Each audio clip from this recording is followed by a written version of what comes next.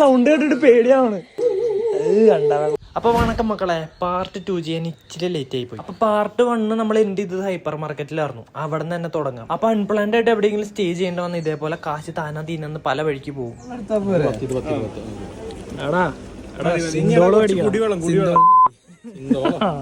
നീ തീർന്ന്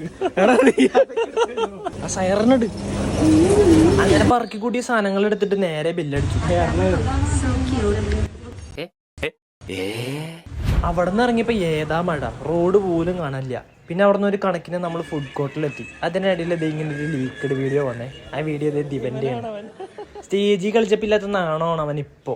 അതിനിടയിൽ നമ്മൾ ഓർഡർ ചെയ്ത സാധനം വന്നു, ക്രീമി ചിക്കൻ സൂപ്പ്. ഞാൻ ആദ്യമായിട്ടാണ് ഈ സാധനം കുടിക്കുന്നത്. സംഭവം കൊള്ളാട്ടോ, നിങ്ങളും കുടിച്ചു നോക്ക്. ഫുഡ് അടിയും കാര്യങ്ങളും കഴിഞ്ഞിട്ട് നേരെ പോയി നമ്മൾ ചേച്ചിയുടെ വീട്. ബെഡ് ഉണ്ടപ്പോഴേക്കും ദീപന്മാരെല്ലാം ഫ്ലാറ്റ്. ഞങ്ങൾ അവിടെ നിന്ന് നല്ല ചില്ലിങ് ആയിരുന്നു. ചില്ലിങ് കൂടി പോകണമെന്ന് അറിയില്ല. 11:30 കഴിഞ്ഞപ്പോഴേക്കും ഞങ്ങൾ എല്ലാവരും അടിച്ച് പുറത്താക്കി. അപ്പൊ ബൈ.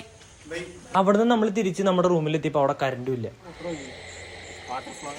അവനെങ്ങനെയാണ് അവിടെ പാമ്പ് കുത്തി തുറക്കനായേ.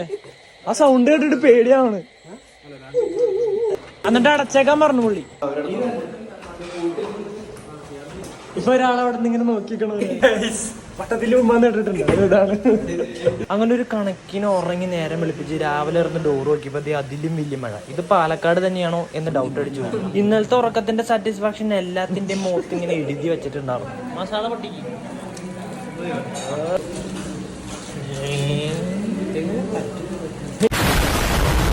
അവന്റെ പ്ലാൻ അനുസരിച്ച് അറേഞ്ച് മാരേജ് ചെയ്തൊരു കോടീശ്വരിയെ കിട്ടി.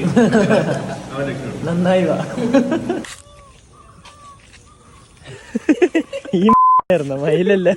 ഈവനിങ് വരെ വേറെ പ്രത്യേകിച്ച് പരിപാടിയൊന്നും ഇല്ലാത്തതുകൊണ്ട് നമ്മൾ ഇന്നലെ കണ്ട മാളിൽ ഒരു തിയേറ്റർ ഉണ്ടായിരുന്നു. അവിടെ സിനിമയ്ക്ക് പോവാന്ന് വെച്ചു. നരിവേട്ട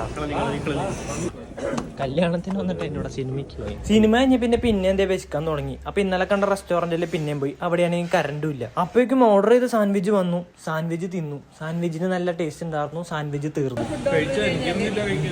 അവന്റെ ഇനിയൊന്നുമില്ല കഴിക്കാനുള്ള പരാതി തീർത്ത് ഫ്രൈഡ് റൈസും ചിക്കൻ ബിരിയാണിയും വന്നു. അതിന്റെ പുറകെ നല്ലൊരു ബില്ലും വന്നു. ഹാപ്പി. അതും കഴിഞ്ഞൊരു 4:30 ഇപ്പൊ നേരെ പോയി റിസപ്ഷനിൽ. ചിക്കൻ നഗറ്റ്സും 3 ടൈപ്പ് ഓഫ് ജ്യൂസും. അപ്പൊ പിന്നെ എന്തായാലും ട്രൈ ചെയ്യാണ്ടിരിക്കാൻ പറ്റില്ലല്ലോ. അതിന്റെ പുറകെ ഐസ്ക്രീമും ഗുലാബ് ജാമും കൂടി കഴിഞ്ഞപ്പോ സെറ്റായി. അതല്ല അതിന്റെ ഒരു ഫണ്ണ്. ഇതിന്റെ ഇടയിൽ വന്ന കാര്യം മറന്നു. ഇനി ഫോട്ടോ എടുക്കണം, ഗിഫ്റ്റ് കൊടുക്കണം, ഫുഡ് കഴിക്കണം, പോണം.